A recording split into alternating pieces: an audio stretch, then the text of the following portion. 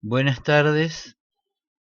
Vamos a empezar ahora la clase de ¿qué le pasa al riñón en el paciente portador del virus de la inmunodeficiencia humana?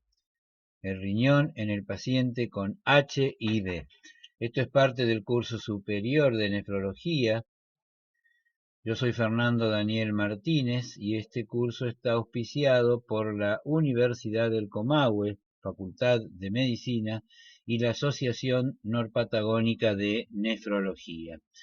Como el libro que tomamos como base, que es el libro de Brenner del riñón, no toma el tema de el HIV y riñón, tomé como base, estamos en junio de 2020, el libro de Johnson y colaboradores, Tratado de Nefrología Clínica del año 2017, porque siempre me gusta tomar un libro como para ordenar el tema y después actualizarlo con artículos que hayan salido entre la edición del libro y la actualidad. Sabemos que el paciente portador de HIV, de virus de la inmunodeficiencia humana, tiene una mayor frecuencia de enfermedad renal crónica, frecuencia que va, según las series, del 5 al 30%, que ha ido cambiando cuando pasaron los años y que se supone que alrededor de un 2% de los pacientes portadores de este virus van a desarrollar enfermedad renal a lo largo del año. La enfermedad renal que tienen los pacientes portadores de HIV puede ser glomerular, puede ser túbulo intersticial o puede ser vascular y puede deberse a diversas causas. Acá tenemos enfermedades glomerulares y su frecuencia expresada en crucecitas como común, poco común o rara en este caso. Empezamos por la primera que se describió. Las siglas en inglés eran HIVAN, sería Human Immunodeficiency Virus Associated Nephropathy. Las siglas en castellano son exactamente al inglés, nefropatía asociada al virus de la inmunodeficiencia humana, y es una glomerulonefritis colapsante parecida a una esclerosis focal y segmentaria, pero con mucho colapso glomerular. Esta es la primera enfermedad glomerular que se describió en pacientes portadores de HIV. Era más frecuente en afroamericanos por una cuestión genética, según se supo después, y se veía en pacientes que tenían una enfermedad viral mal controlada. Por eso era tan frecuente en los primeros tiempos donde no existían tratamientos. Pues bien, esta enfermedad sigue describiéndose, después vamos a ver con qué frecuencia. Poco después empezaron a describirse otras enfermedades glomerulares producidas por complejos inmunes circulantes, de ahí viene el nombre, glomerulonefritis por inmunocomplejos. Esta también era muy frecuente y sigue siéndolo. Ya no eran todos los pacientes afroamericanos, había afroamericanos y de raza caucásica, y tenía varios modos, varias, digamos, estirpes glomerulares, por ejemplo, la nefropatía IgA, que es una de las más frecuentes, pero puede tener otras glomerulopatías como base. Ya no requería una enfermedad descontrolada como el caso de la asociada a HIV. Y después han ido describiéndose otras entidades glomerulares, acá las tenemos mencionadas, la membrano proliferativa, frecuentemente asociada con hepatitis C, la nefropatía membranosa asociada con el virus B, la fibrilar e inmunotactoide, la amiloidosis y la enfermedad por cambios mínimos, en estos casos asociada al uso de antiinflamatorios no esteroideos. Todas ellas producen glomerulopatías.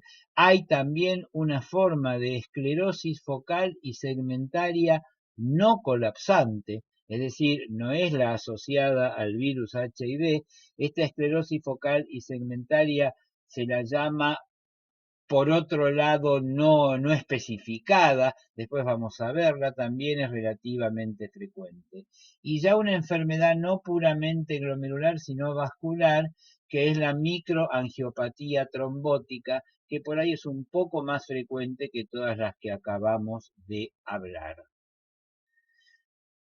Cuando la enfermedad se presenta como síndrome nefrótico, por supuesto, la enfermedad relacionada o colapsante o relacionada con el virus de la inmunodeficiencia es una de las más frecuentes, también lo es la membrana proliferativa, también lo es la esclerosis focal y segmentaria no colapsante o no especificada de la que acabamos de hablar, también lo es una nefropatía membranosa o una enfermedad lupus-like que también se puede ver dentro de las producidas por inmunocomplejo. En cambio, cuando la manifestación es hematuria macroscópica o microscópica aislada, pasa a predominar la nefropatía IgA y la proliferativa postinfecciosa.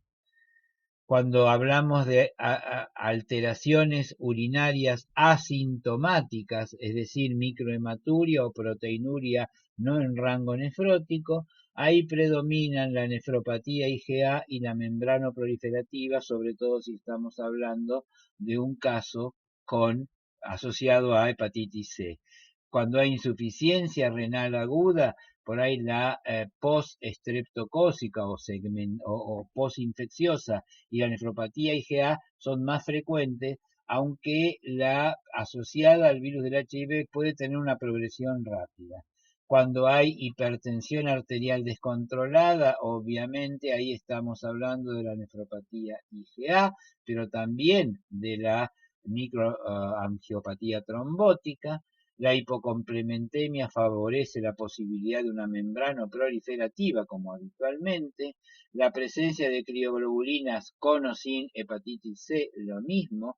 Y por supuesto, la coinfección con virus de la hepatitis C favorece la membrana proliferativa y la coinfección con virus B favorece a la nefropatía membranosa.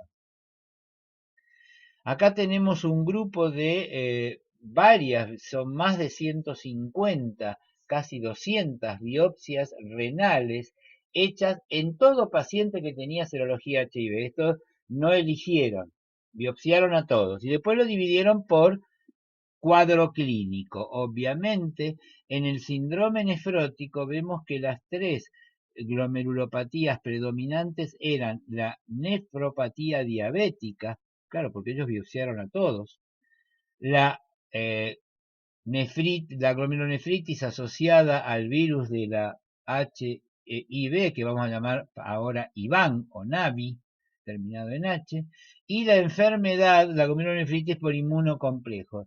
Más o menos se repartían los casos entre estas tres, la mayoría con menor frecuencia. Teníamos la esclerosis, pero con una frecuencia significativa, la esclerosis focal y segmentada, que acá la denomina no especificada de otra forma o no colapsante. Esclerosis focal y segmentaria no colapsante como el IBAN. Si en cambio veíamos la lesión renal aguda, si bien seguía habiendo un número importante de pacientes con nefropatía asociada al HIV, las demás, es decir, la diabética y la por inmunocomplejo, bajaban su frecuencia y empezaban a aparecer como importantes las glomerulopatías o las enfermedades renales producidas por terapia antirretroviral, tenofovir o no tenofovir en cantidad muy parecida. Tenofovir o no tenofovir como causa de lesión tubular en este caso. Cuando pasábamos a proteinuria subnefrótica, ahí teníamos que seguían estando el tenofovir y los otros antirretrovirales y también con menor frecuencia que en el caso nefrótico, teníamos asociada al HIV, a la por inmunocomplejos y a la esclerosis focal y segmentaria, que acá había aumentado su frecuencia, la esclerosis focal y segmentaria no colapsante. Cuando teníamos un sedimento activo, la carga de la nefropatía IgA hacía aumentar a la esclerosis, hacía aumentar a la por inmunocomplejos, y también eran importantes la nefropatía asociada a HIV, la diabetes y las producidas por antirretrovirales tenofovir o no tenofovir. Como causa de enfermedad renal crónica, ahora se repartían, predominaba la nefropatía diabética, pero tenían un valor muy parecido la por inmunocomplejos, la esclerosis focal no colapsante y la esclerosis focal no colapsante y las lesiones por tenofovir o no tenofovir. Cabe recordar que la nefropatía asociada a HIV acá bajó su frecuencia porque seguramente estos pacientes eran biopsiados más precozmente cuando se presentaban como síndrome nefrótico. Bueno, acá tenemos cómo se reparte la insuficiencia renal aguda sobreimpuesta a una crónica, y cuando buscaban síndrome de Fanconi, que es la forma más grave de la enfermedad tubular proximal, predominaba el tenofovir como causa. Esto un poco muestra que la descripción inicial de la nefropatía por HIV ha sido reemplazada por un cuadro mucho más repartido, también a medida que aumentó la edad de los pacientes portadores del virus de la inmunodeficiencia. Entonces, ¿qué podemos decir de cada una de estas categorías? En general, la nefropatía asociada a HIV es una glomerulopatía con forma de esclerosis focal y segmentaria, pero con mucho colapso glomerular y con lesiones túbulo-intersticiales que le son típicas, y a veces inclusiones intracelular. Suelen tener proteinuria, muchas veces nefrótica, otra no, y una insuficiencia renal de rápida progresión sin pérdida de tamaño baja. Se asocian con marcadores de actividad viral como RNA elevado o CD4 baja, y el tratamiento es iniciar lo antes posible los antirretrovirales en las combinaciones que se usan habitualmente. Se discute cuando no responden al uso de antirretrovirales el uso de corticoides durante 2 meses, 1 miligramo kilo día de metilprednisona, y después bajar en los siguientes 4 meses. Se ha comprobado, aunque no en todos los pacientes, que es posible la reversión histológica con el tratamiento. En cuanto a la glomerulonefritis por inmunocomplejos, suele ser proliferativa mesangial, puede ser focal o difusa, puede adquirir en la inmunofluorescencia un patrón de full house, y clínicamente se parece mucho a la anterior, pero no requiere verse en raza afroamericana o en pacientes con pésimo control viral, y tiene una evolución por ahí no tan virulenta, no tan violenta como la asociada a HIV. El tratamiento es también los antirretrovirales, y en caso de no responder pueden usarse corticoides. La microangiopatía trombótica se asocia a actividad del HIV, y hay otras formas glomerulares, y a medida que fue aumentando la sobrevida de estos pacientes y que alcanzan eh, eh, edades de 60 o 70 años, la llamada nefroangioesclerosis, por la asociación con diabetes, hipertensión, dislipidemia y todos los factores que conocemos, también se está haciendo cada vez más frecuente. El 14% del total de enfermedad renal producida por el virus es la nefropatía asociada al HIV, y un porcentaje similar se relaciona con el uso de tenofovir. Está adquiriendo cada vez mayor frecuencia, podemos verlo acá. la esclerosis focal y segmentaria no, no específica de HIV. Acá tenemos las lesiones renales que se producen en la infección HIV.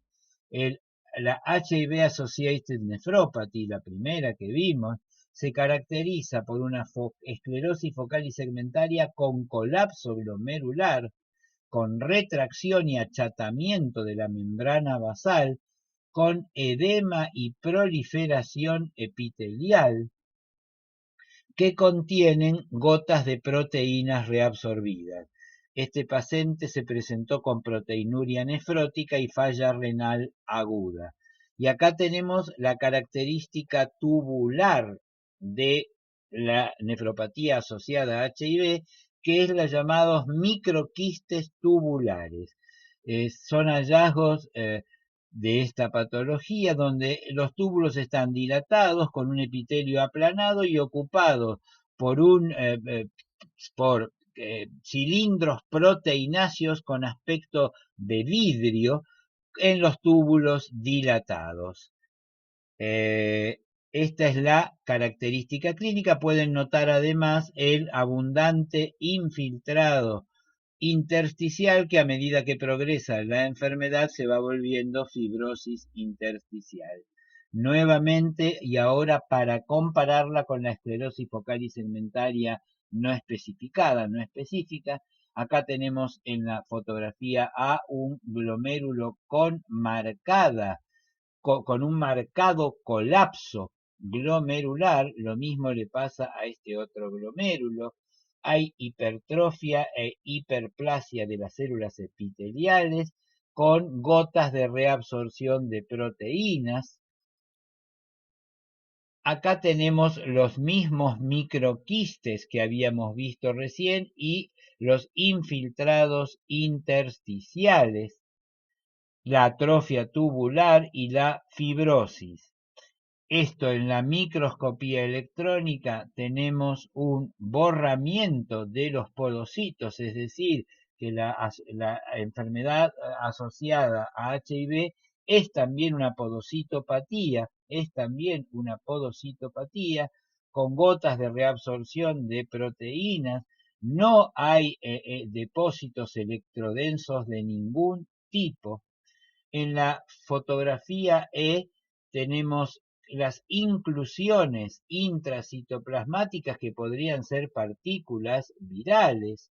Y por último, en la fotografía F, vemos un glomérulo con una esclerosis focal y segmentaria clásica, donde hay mucho menos colapso, y sí tenemos hialinosis y demás, visible con este profundo color rosado, una gran hialinosis ahí puesta. El riñón con el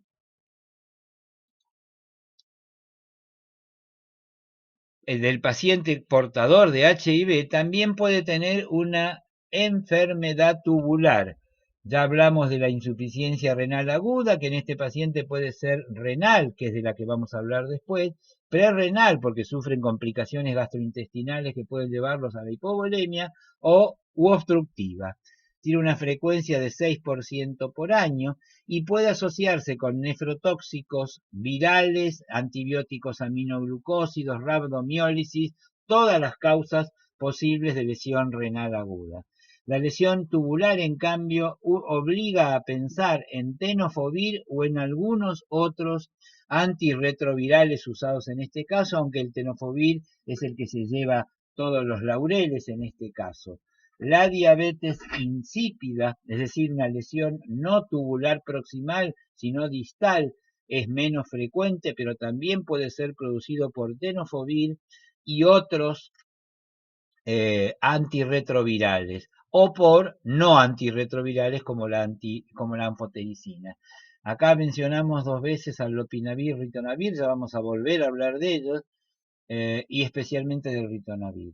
Puede haber daños de tubulopatía crónica, inclusive grave, también producido por tenofovir u otro de los antivirales y por anfotericina, y puede haber nefropatía por cristales, esta por el grupo de indinavir y su pariente atazanavir, y también por medicamentos, fíjese con qué frecuencia lo producían estos dos, por medicamentos que se sabe que se precipitan, aunque no sean del grupo de los antirretrovirales. Acá estamos en enfermedades entre moderadamente comunes y poco comunes. Y acá tenemos un ejemplo histológico de el depósito de cristales intratubulares de indinavir, por supuesto con una reacción inflamatoria intersticial acompañante de estos cristales intratubulares, debido a la alta insolubilidad al pH urinario que presenta el indinavir, y por eso se está abandonando su uso. Por último, tenemos la posibilidad de nefritis intersticial, que es más rara, asociada a tratamiento antirretroviral, a distintos antibióticos que sabemos que la producen, al uso de prazoles que sabemos actualmente que se asocian a mayor incidencia y prevalencia de enfermedad renal crónica, y otro montón de medicamentos o de infecciones, el mismo mieloma, metales, etcétera, que pueden producir un cuadro de nefritis intersticial. Vamos a hablar ahora un poco de los antirretrovirales. Este es el nombre antiguo que se utilizaba, las siglas en inglés, y los podemos dividir. Acá también vamos a usar siglas en inglés, después vamos a hablar en castellano. Acá tenemos los inhibidores de transcriptasa reversa, nucleósidos y nucleótidos. El AZT, que fue uno de los primeros medicamentos usados en el virus, la lamivudina, que para hacerla más difícil le ponen una sigla que no tiene nada que ver, el abacavir, que es uno de los que siguen usándose por motivos de los que después vamos a hablar, la entricitabina, que también sigue usándose, y el tenofovir, del que vamos a hablar después. Las siglas en inglés de estos son inhibidores de la transcriptasa inversa asociados a nucleótidos. Y acá tenemos los otros, los no asociados a nucleótidos y nucleósidos, inhibidores de la transcriptasa reversa no asociados a nucleósidos, el efavirenz, la rilpivirina, la levirapina, etc. Ahí tienen las siglas en castellano que le agregó la N de no. Los inhibidores de proteasa, las siglas son iguales en inglés o en castellano, que entre los que tenemos el que ya hablamos, el indinavir, el atazanavir, el lopinavir y algunos otros que podemos ver acá. Los inhibidores de la fusión o de la fusión y entrada, el enfuvirtide, algunos incluyen en este grupo al antagonista de CCR5 Maraviroc, porque está bien ponerlos juntos para que no estén solitos, parecería tener un mecanismo de acción diferente. Y por último, los inhibidores de integrasa, que tienen algunas particularidades que los hacen interesantes en el grupo de los pacientes con enfermedad renal crónica. Y acá vamos a poner a los boosters como el ritonavir y el cobicistat. El ritonavir tiene actividad antiviral propia, no así el cobicistat, pero se los considera boosters. ¿Qué son boosters? Son aceleradores o potenciadores de todos los otros. Se los pueden usar en conjunto con los otros.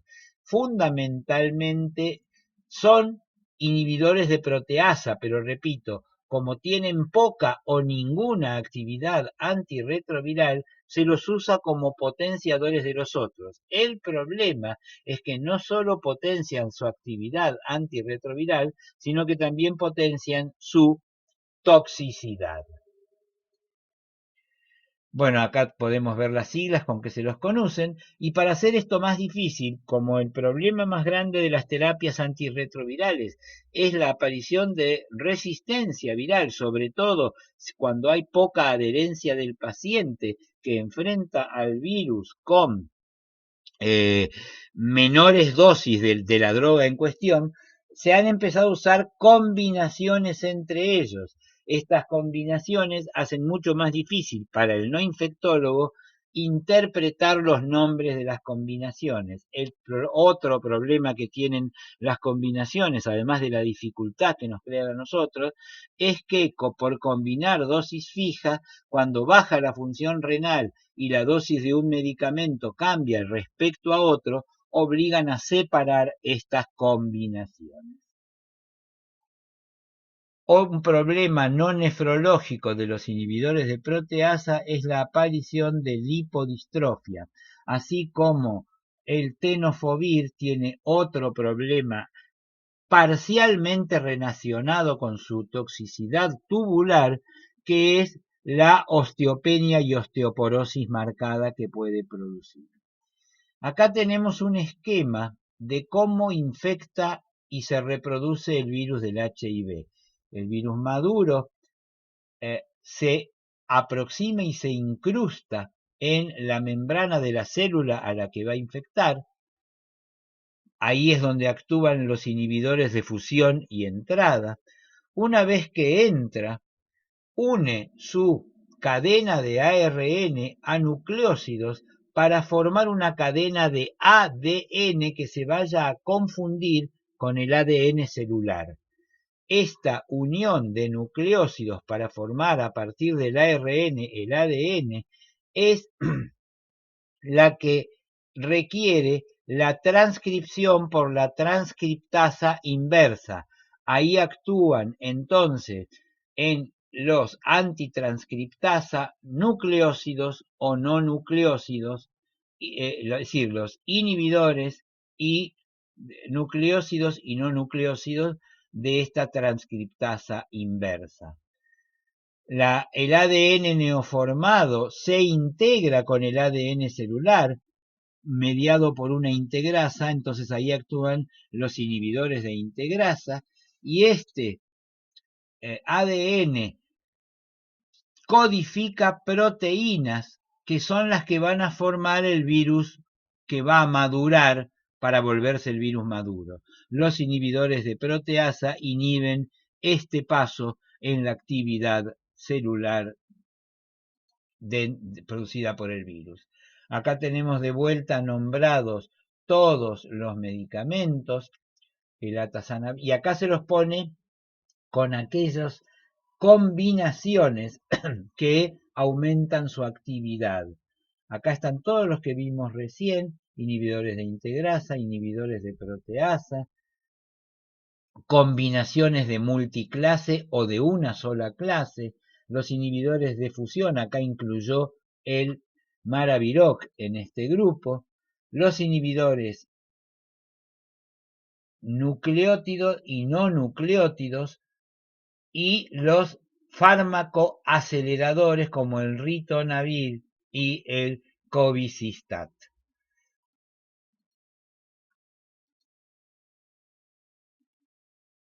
Como podemos ver, los inhibidores de proteasa fundamentalmente producían toxicidad indinavir y atazanavir a través de precipitación de cristales o de cálculos, pero también pueden producir insuficiencia renal aguda, necrosis papilar y una nefritis túbulo intersticial. La conducta preventiva de esto es aumentar la ingesta líquida.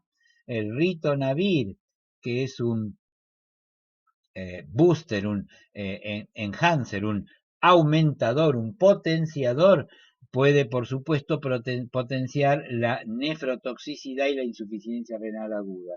Son raras las litiasis por estos otros inhibidores de proteasa. Los inhibidores de transcriptasa inversa,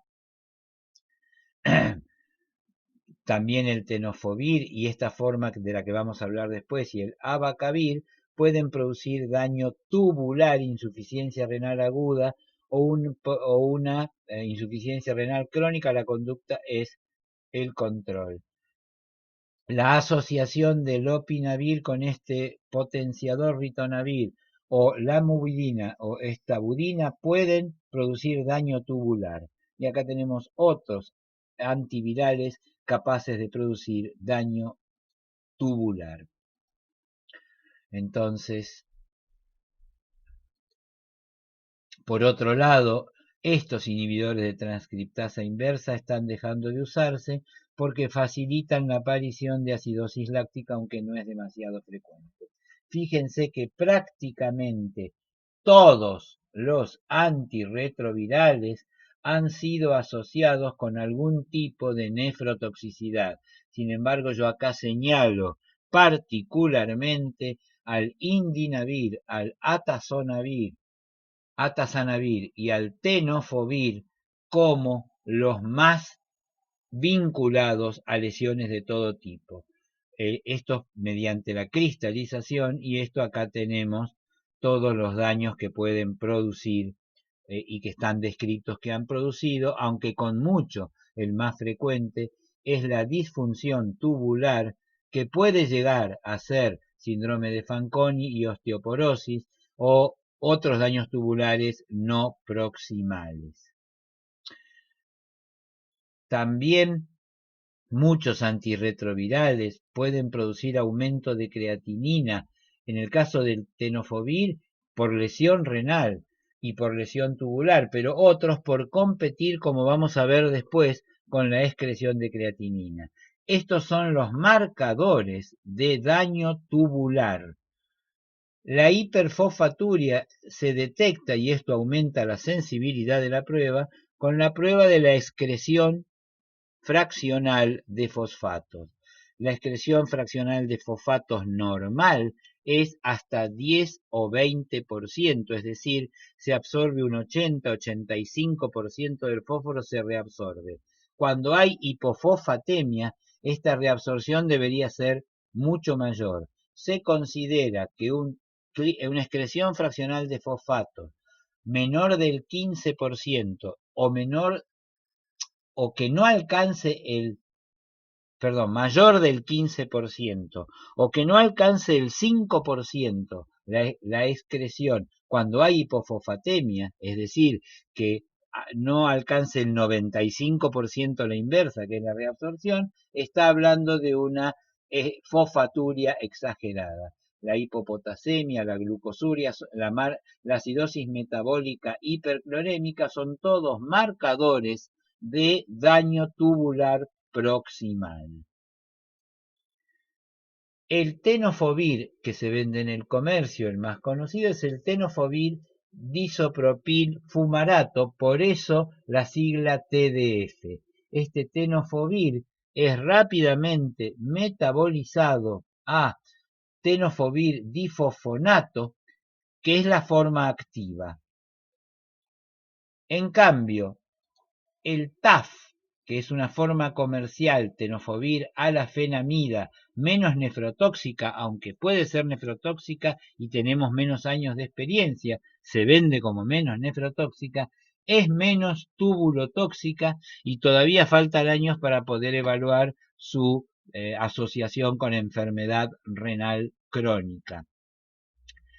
La alafenamida de tenofovir tiene una diferencia, no en la penetración celular de la que vamos a hablar después, y por eso sería menos nefrotóxica. Cuando tenemos toxicidad, sobre todo en la función renal, por tenofovir disopropil fumarato, lo indicado es hacer el switch a la alafenamida de tenofovir o reemplazarlo por alguno de estos otros dos. Hay que recordar que todos los antirretrovirales pueden tener interacciones con otros tratamientos que se usan frecuentemente en estos pacientes. Y hay que recordar que estos pacientes frecuentemente tienen acidosis metabólica también producida por su enfermedad renal crónica, dislipidemia, acá por ambos mecanismos, por los antirretrovirales y por la enfermedad renal crónica, o hiperuricemia.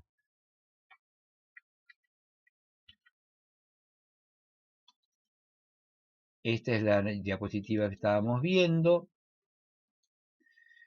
Acá tenemos, para que no confiemos excesivamente en los marcadores de enfermedad tubular proximal, tanto común como severa, porque fíjense que la proteinuria no glomerular de alfa 1 o alfa 2 microglobulina, la glucosuria en la cintita o la hipofosfatemia son relativamente insensibles, son muy específicos. Es decir, si están presentes me marcan el daño tubular, pero fíjense que son relativamente insensibles, menos de la mitad de los casos, la hipofosfatemia, que es la más sensible de todas, ¿sí? Entonces, la nefropatía tubular proximal no severa se asocia menos con evolución a la enfermedad renal crónica. La más severa se asocia más con caída del filtrado glomerular. La excreción fraccional de fosfato aumenta la sensibilidad en la búsqueda de, sobre todo si se la reitera. Por eso, en todo paciente con tenofovir debería repetírsela junto con la excreción fraccional. Hay calculadores en internet para hacerlo directamente. Uno entra, pone excreción fraccional de fosfato o reabsorción tubular de fosfato y aparecen estos marcadores para poder identificarla. Y acá tenemos la diferencia entre el tenofovir difosfato y el TAF. ¿Que cuál es? Que el tenofovir difosfato pasa a tenofovir, que es su forma activa, cosa que no ocurre con el TAF, y el tenofovir tiene una marcada ingreso a la célula tubular por estos transportadores aniónicos orgánicos, transportadores de aniones orgánicos que lo meten en la célula, donde la alta concentración de tenofovir difosfonato es tóxico para las mitocondrias. Este daño mitocondrial justifica el 20 a 30% de daño tubular producido por el tenofovir y por qué su frecuencia sería menor con el TAF, que es más estable en plasma. Noten también que muchas drogas van a poder competir con este transportador catiónico que es el de la creatinina, no el tenofovir. El daño mitocondrial, después el tenofovir es excretado hacia la luz tubular. Acá tenemos de vuelta lo mismo, donde a la acción del tenofovir se suma la acción de estas drogas, la simetilina y trimetoprima, ya la conocíamos, que compiten con el ingreso de creatinina a la célula y con su excreción luminal a través de los transportadores orgánicos catiónicos. Y acá tenemos estos dos antivirales que también compiten. Por eso, un aumento suave, leve de la creatinina puede ser debido a este efecto. De todos modos, todos sabemos que en presencia de insuficiencia renal, la secreción tubular de creatinina contribuye al filtrado glomerular. Por lo tanto, este bloqueo no sería tan benigno, no sería también un marcador de que el túbulo se está viendo imposibilitado de aportar su cuota a la creatinina que filtró por filtrado glomerular. Y acá tenemos imágenes de la toxicidad por tenofovir, que puede ser aguda. Acá lo que tenemos es un aplastamiento irregular de las células del túbulo proximal con edema intersticial en la primera microfotografía. Las células tubulares muestran pérdida del ribete en cepillo en la segunda fotografía, siguen siendo marcadamente irregulares entre sí, es decir, distintas entre sí, de distinto tamaño, y con anormalidades nucleares y citoplasmáticas. En la tercera imagen, que es ya aparecen, bueno, perdón, en la segunda imagen aparecía también fibrosis intersticial que puede acompañarse de inflamación y la atrofia tubular. Todo esto lo estamos viendo, acá es la primera, acá vemos la irregularidad de las células tubulares, el infiltrado y el ensanchamiento de los túbulos. En la imagen D hay fibrosis e inflamación en esta coloración de tricrómico de Masson. Y por último, en la fotografía tenemos mitocondrias gigantes que muestran el daño predominantemente mitocondrial que produce el tenofovir, que llegan a tener estas mitocondrias un patrón como si estuvieran cristalizadas, como se ve en esta última fotografía. Es decir, el daño tubular en la microscopía óptica, con dilatación, fibrosis e inflamación intersticiales, y el daño ultraestructural de las mitocondrias. Los antirretrovirales tienen que ser ajustados. La dosis de antirretrovirales tienen que ser ajustados. Bueno, acabamos de ver entonces que el daño tubular es fundamentalmente del túbulo proximal. Estoy recordando un poco. Sus marcadores serían la glucosuria, la proteinuria, la albuminuria, la fosfaturia, la acidosis metabólica, la uricosuria y la aminoaciduria, que no son marcadores demasiado sensibles y tratamos de sensibilizarlos con la excreción fraccional. También se puede hacer excreción fraccional de ácido úrico, intentando sensibilizarlos. Rara vez puede haber daño distal manifestado como una diabetes insípida.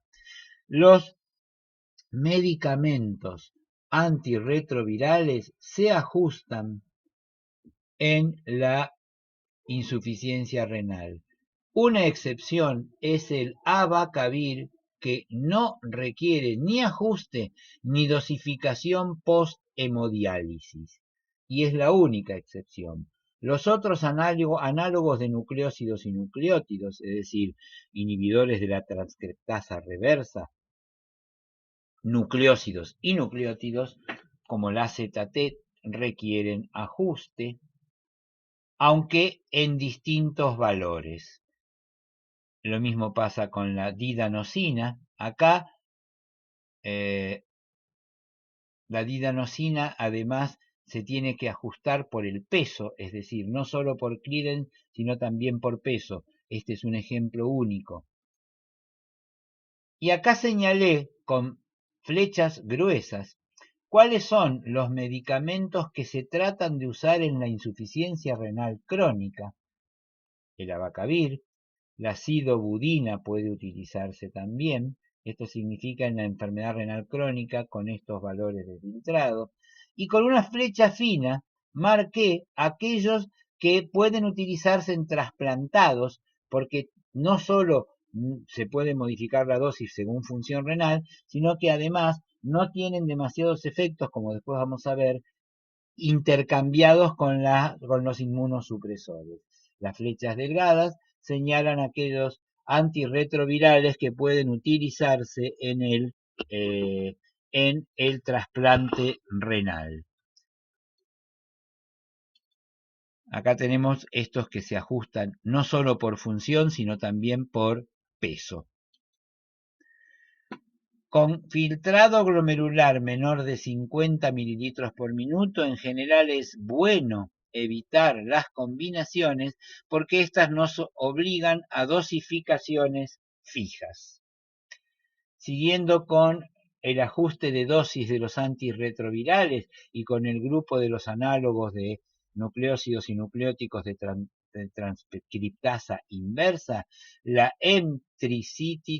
emtricitabina y la lamivudina también tienen ajuste, y acá no importa el peso, por eso están las 4 calidades de filtrado glomerular con el ajuste requerido y las dosis en enfermedad renal crónica terminal. Acá estos es conveniente darlos posesión para que no sean limpiados por la hemodiálisis. Acá tenemos una combinación que puede usarse hasta filtrado de 30, no de 50 como veíamos antes, en estas dosis, y si no hay que darla con filtrado menor de 30.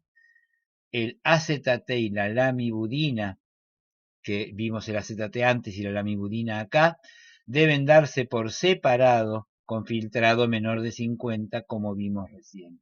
La lamivudina puede darse cuando hay falla renal y puede darse en trasplantados y son intercambiables entre sí cuando hay un problema de resistencia viral. La emtricitabina también puede darse en trasplantados.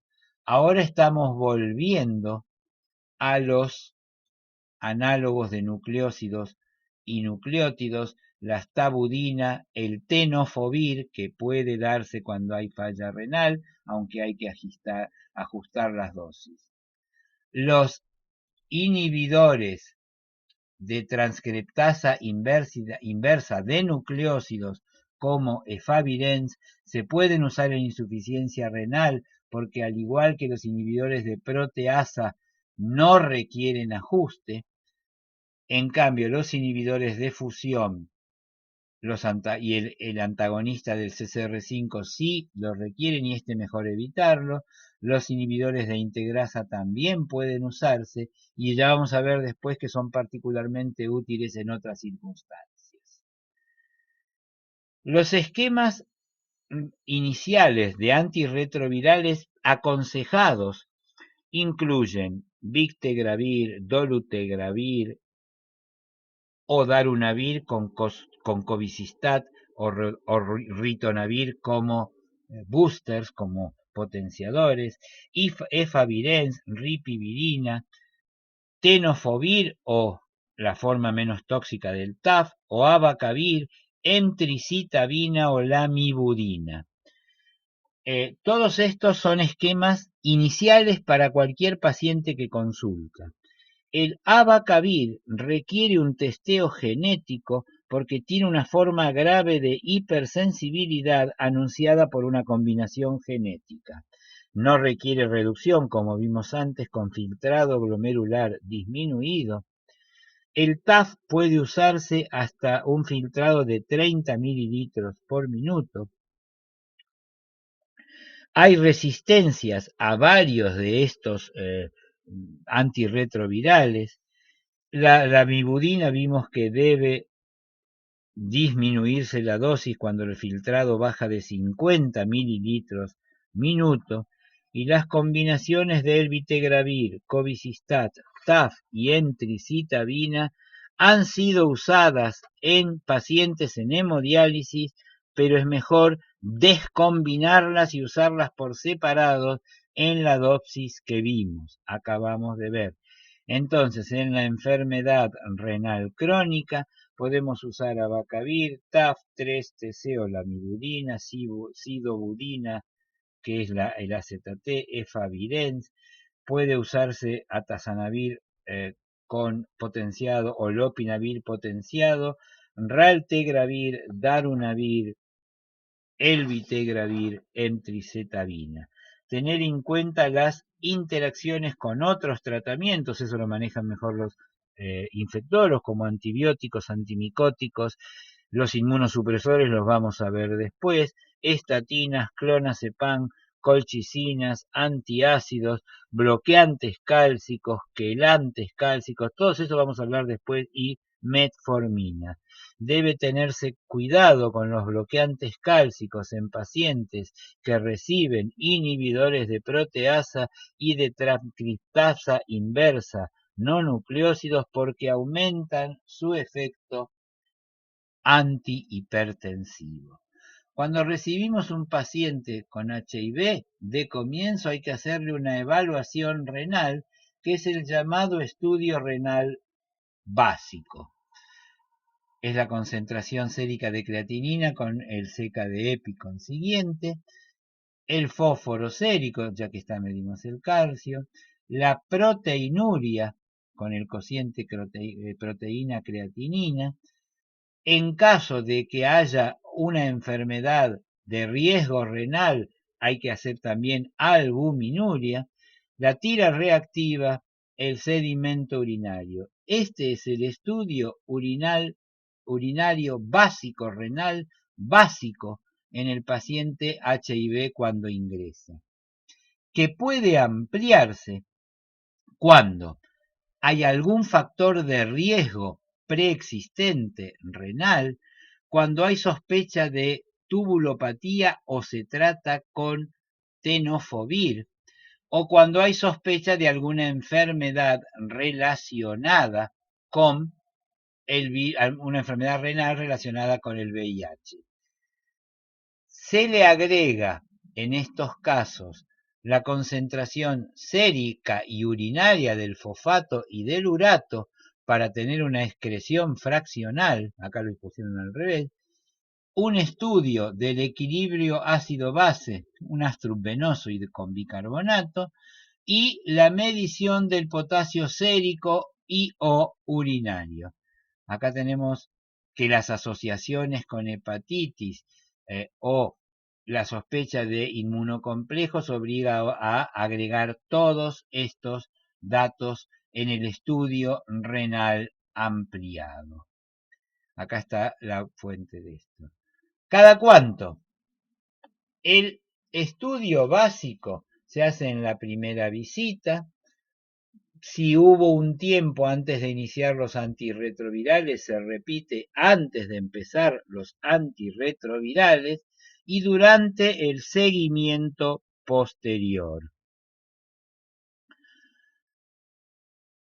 En pacientes de alto riesgo, como nefroamericanos, pacientes con mal cumplimiento del tratamiento antirretroviral y que por lo tanto tengan RNA alto o CD4 bajo, que tengan otros factores de riesgo renal como diabetes, hipertensión, hepatitis o que estén recibiendo tenofovir, el control es cuatrimestral o cuando mínimo semestral.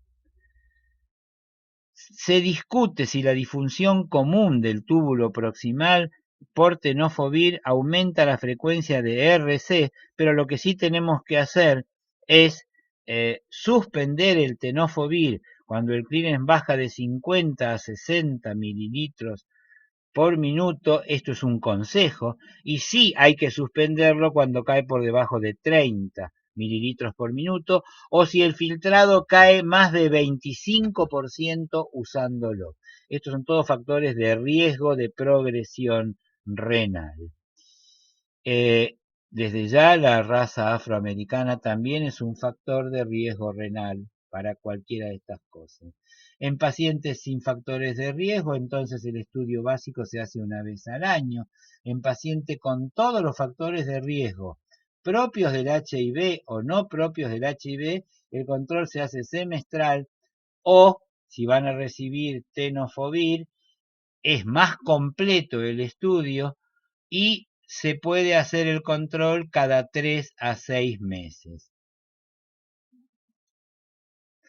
En la primera visita se analiza que el paciente tenga factores de riesgo, que tenga malos datos de enfermedad descontrolada por HIV, que tenga coinfecciones con hepatitis, el grado de control de la hipertensión y la diabetes, y que vaya a recibir fármacos nefrotóxicos, que tenga antecedentes familiares de nefropatía o sea mayor de 60 años.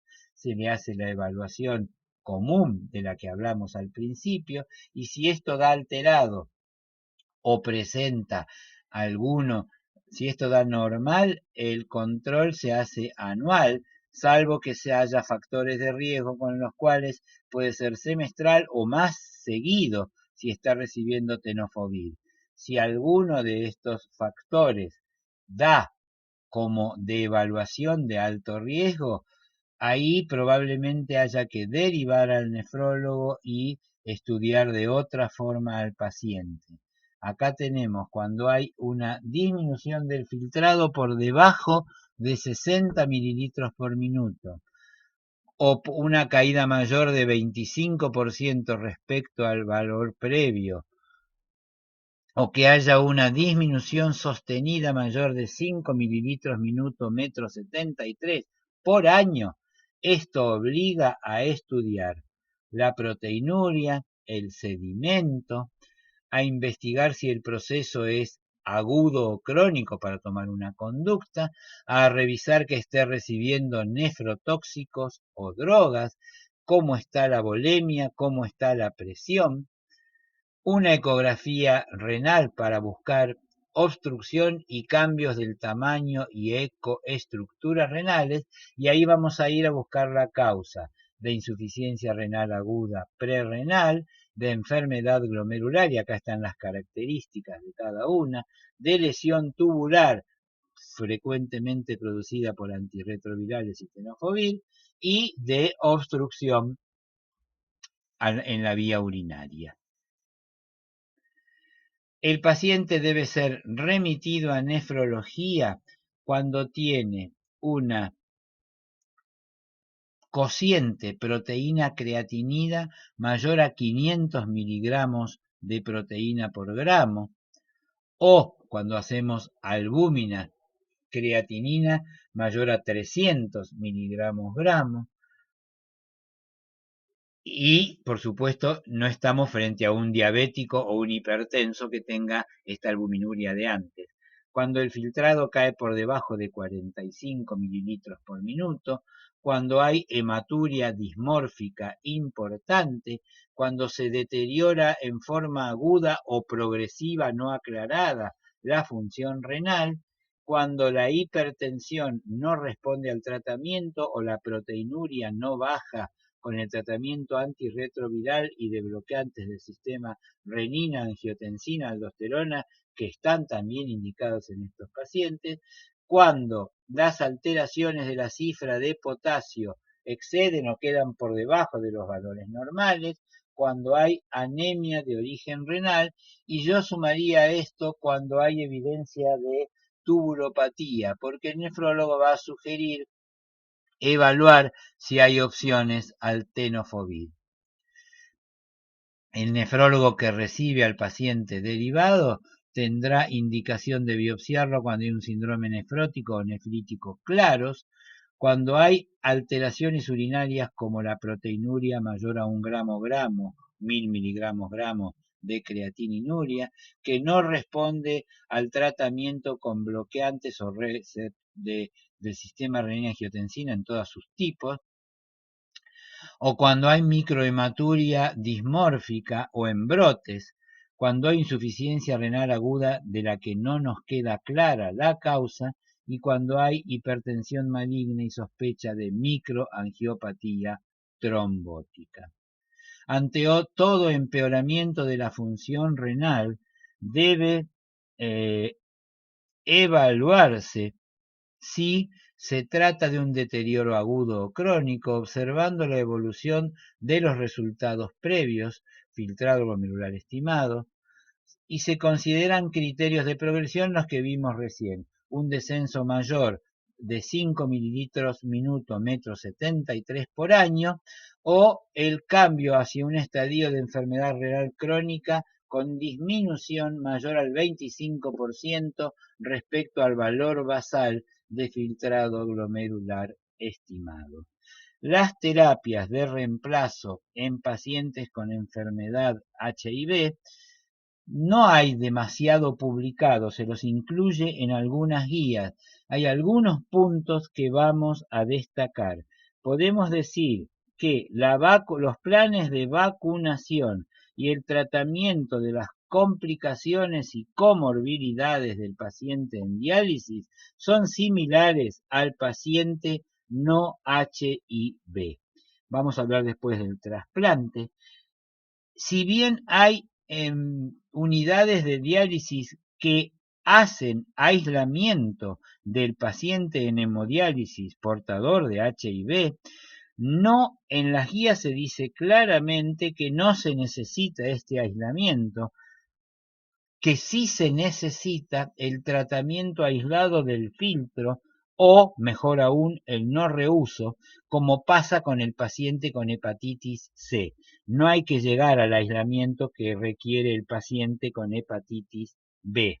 El riesgo de seroconversión por un pinchazo con una aguja usada en un paciente HIV positivo es del 0,2 al 0,5%. Estamos hablando de 10 a 100 veces menos que para la hepatitis B y de 6 a 20 veces menos que para la hepatitis C, pero existiendo los antirretrovirales, ante el pinchazo se recomienda la profilaxis que la recomienda un infectólogo. Está probado, entonces en la sala hay dudas en hemodiálisis de si hay que aislarlo o no, si hay que tomar las precauciones universales y tratar de pasar las dosis de ARTs que se usen en hemodiálisis a después de la sesión.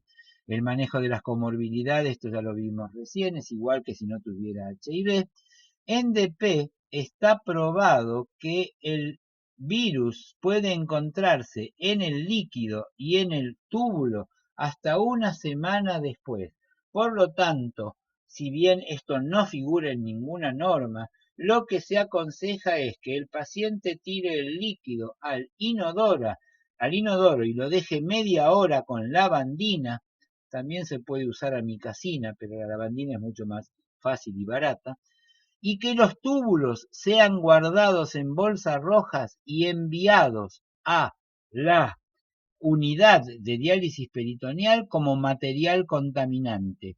No hay mucha bibliografía, esto es lo que veo como por el momento medida más segura hasta que se haya comunicado más casos. En el trasplante renal, eh, la última novedad es que se ha comenzado a trasplantar pacientes HIV positivos con donantes HIV positivos. No hay demasiado tiempo de evaluación de esto. El trasplante renal es para los pacientes HIV positivo la mejor terapia de reemplazo, la mejor terapia de reemplazo. eh, Por supuesto, está más probado el HIV, donante HIV negativo para receptores HIV positivos. Se sabe que los pacientes con HIV tienen una sobrevida del injerto muy parecida a los que no tienen HIV, tienen una mayor incidencia de rechazo, pero no se sabe si este mayor riesgo de rechazo es se debe por ahí a que se bajan las dosis de muchos inmunosupresores por miedo a la acción conjunta con los antirretrovirales. Hay que tener, por ahí hay que bajar la dosis de los anticuerpos policlonales y se está haciendo experiencia con Belatacept que podría requerir menos descenso. Ahora vamos a ver qué pasa con el citocromo P450. Hay que ser muy insistentes con la adherencia del paciente y el reinicio precoz de la terapia antirretroviral, porque la buena adherencia disminuye la aparición de resistencia en el virus. En Estados Unidos ya se está trasplantando pacientes con HIV, por ahora con donantes sin HIV, pronto va a haber unidades que acepten donantes positivos. Hay disenso en cuanto a todo esto. Reiniciar el tratamiento lo antes posible. Y acá vamos a ver que los inhibidores de proteasa son potentes inhibidores del citocromo P450 y como este es un inactivador de los inhibidores de calcineurina y del sirolimus, estos tienen que reducir su dosis sustancialmente y acá es donde uno se enfrenta con el riesgo de más rechazo, porque tiene que bajar la dosis de todos estos. Eh, los inhibidores de transcriptasa reversa tienen una acción mucho menos predecible y por lo tanto hay que medir los niveles sanguíneos de los inmunosupresores. Los inhibidores de transcriptasa reversa nucleócido, no los no nucleócidos, no tienen interacción con el citocromo. Y en cuanto a los inhibidores de integrasa que no estén usando agentes aumentadores o boosters o potenciadores, han encontrado que el raltegravir, que es cuando no está potenciado no tenía efecto sobre los citocromo P50 y algunos podían tener, por lo tanto pueden usarse tranquilamente. Cabe recordar que en los no nucleósidos la interacción intermedia con el P50 puede llevar a un efecto exactamente inverso a este, induciendo a la citocromo P450 y disminuyendo los niveles de inmunosupresores. Por lo tanto, este grupo de los inhibidores de integrasa y los inhibidores de transcriptasa reversa nucleósidos no potenciados podrían ser los de uso más seguro en estos pacientes. Como resumen final, podemos ver que el riñón puede ser dañado por factores intrínsecos en el paciente con HIV, por factores pre o postrenales, y acá tenemos el recordatorio de todas las posibilidades de daño renal intrínseco, incluyendo la nefropatía HIV, incluyendo la glomerulopatía por inmunocomplejos, incluyendo la cristaluria o los daños producidos por antirretrovirales y incluyendo el daño renal producido por enfermedades pre o coexistentes con el virus de la de la HIV, del virus de la inmunodeficiencia humana. Esto es toda la clase. Cuando nos vamos a poner en la selección de antirretrovirales, vamos a evaluar el riesgo renal de los pacientes y el riesgo general. Si tienen buena función renal, con menores de 50 años y con una proteinuria relativamente baja, los consideramos de bajo riesgo y podemos usar los antirretrovirales que recomienden las guías locales. En cambio, cuando el filtrado cae por debajo de 70, hay mayor pérdida de proteínas en la orina o estamos en un paciente añoso con cualquiera de estas comorbilidades, uno debería evitar estos antirretrovirales nefrotóxicos y buscar opciones más seguras. Acá tenemos entonces todos los factores que influyen en qué le va a pasar a un paciente portador de HIV. Hay factores de susceptibilidad genéticos, tanto renales como no renales, la edad, la etnicidad, el usar drogas, el estado socioeconómico, es decir, los factores que influyen en cualquier enfermedad renal también van a influir en los pacientes HIV positivos. Las comorbilidades, lo mismo. Los factores relacionados con el HIV serían la viremia, el conteo CD4 y el tipo de antirretrovirales que están utilizándose, la presencia de coinfecciones por hepatitis, tuberculosis, sífilis o parásitos, que son los parásitos más frecuentes en el paciente que tiene HIV, y acá tenemos todas las etiologías que van a ser producidas por la combinación de estos distintos factores subyacentes y de riesgo para esta población de pacientes, que son los que estuvimos enumerando a lo largo de esta clase. Gracias por la atención prestada